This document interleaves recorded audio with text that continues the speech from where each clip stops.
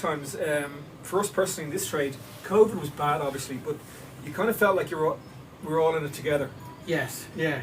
But what happened after COVID is arguably worse because we then entered into supply chain issues.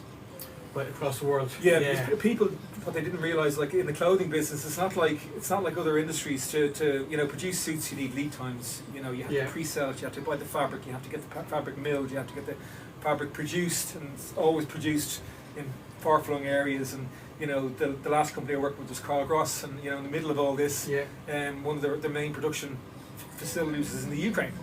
Right, okay. So, on top of supply chain issues, then you have a war going on. You have a war going on, and then what happens is, to really bore you, you have the suits are manufactured in the Ukraine, but then they're taking the thread from somewhere else, and they're getting the buttons from China. So if you go to wholesale and order, say, the suit that you're wearing on now, you want to get a number of them in stock, how long from order them to them delivering?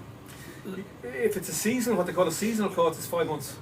Really? 4 to 5 months. Takes that long? Yeah, because they have to amalgamate. They can't just produce one suit. They produce a fabric. I go and sell it to different retailers, and then they amalgamate all the orders. Then they buy the fabric. Then they have to get the fabric produced. But it's all sorts of things that people don't know and don't care about. Yeah. It's like we had only recently we bought shirts in from Myanmar, and they were 2 months late. And the reason they were 2 months late was because of the Suez Canal and the Houthis. Right, okay. So stuff that you see in the news, you kind of go, oh, geez, Yeah, but you don't realise, the implications. Because the chap I know who's in transport